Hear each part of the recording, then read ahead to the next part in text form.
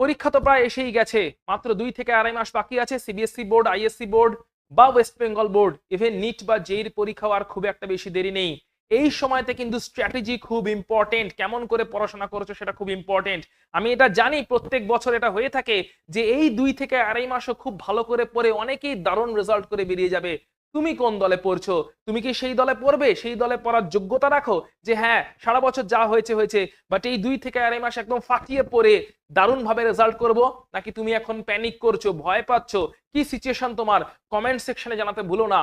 সঙ্গে প্রত্যেকটা বোর্ডের জন্য, সিবিএসসির জন্য, আইএসসির জন্য এবং ওয়েস্ট বেঙ্গল বোর্ডের জন্য সেপারেটলি স্ট্র্যাটেজি ভিডিও নিয়ে আসছি। এই 2 থেকে আড়াই মাস কেমিস্ট্রি সাবজেক্টটা কেমন করে পড়লে তুমি দারুণ রেজাল্ট করতে পারবে, মোস্টলি 90% উপরে রেজাল্ট করতে পারবে। কেমিস্ট্রি ছাড়াও অন্যান্য সাবজেক্টের জন্য যদি কোনো স্ট্র্যাটেজি ভিডিওর প্রয়োজন হয় তাহলেও কমেন্ট করতে ভুলো না। কমেন্ট সেকশনে জানিও তোমার এক্স্যাক্টলি কি সমস্যা হচ্ছে। তোমাদের সমস্যার উপরে আমি এরকম ছোট ছোট রিলস নিয়ে আসবো, যেটাতে তোমাদের বেনিফিট হবে, রেজাল্ট করতে সুবিধা হবে। দেখা হচ্ছে তোমাদের সঙ্গে লক্ষ্যভেদ ইউটিউব চ্যানেলে।